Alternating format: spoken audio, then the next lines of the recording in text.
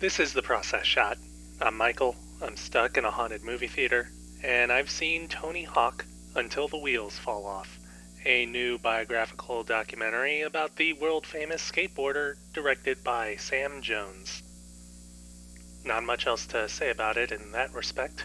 It pretty much traces Tony's sports career from its start, when he first enters his local skateboarding scene and almost immediately makes waves, to the second peak of his career when skateboarding goes extreme and Tony becomes a celebrity, and further to this day as he continues to skate despite the potential and actual physical toll it has on his body.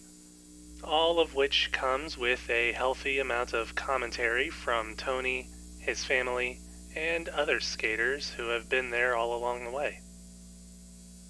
The film doesn't stray away all that much from this timeline, of course, keeping its focus linear and straightforward.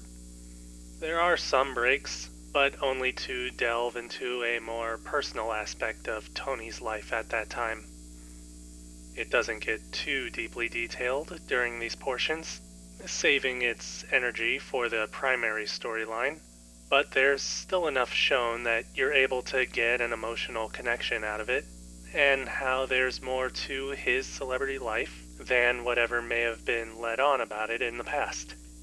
It helps that there's a nice and hefty spread of interviews, sharing a wide array of points of view, from spiritual to antagonistic, all of which help to both form an idea of Tony's world as he experienced it, and the general zeitgeist of skating across several decades.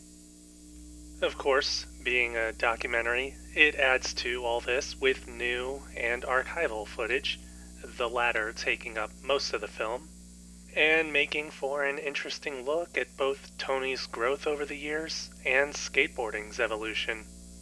There is some modern day footage, but that's generally used sparingly until the end of the movie, when the focus becomes more on Tony and his modern image.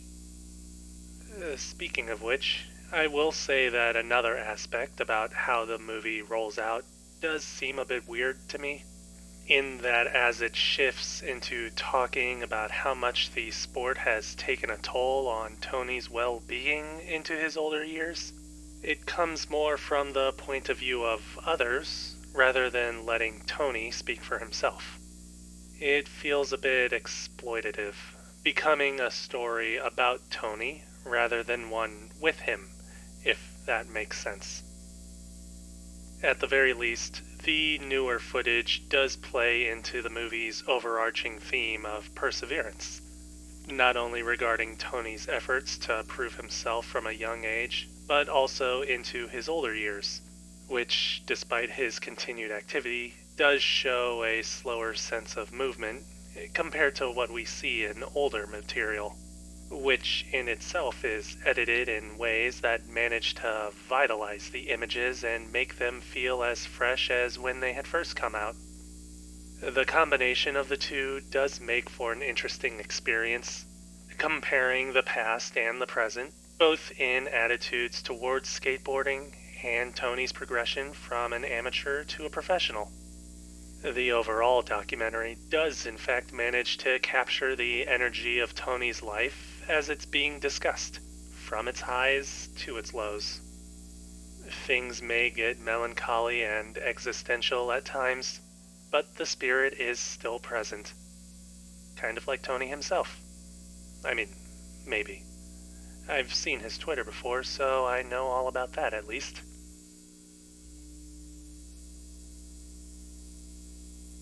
Tony Hawk, Until the Wheels Fall Off. Sam Jones, 2022. 3.5 stars. I'd say that it's worth seeing.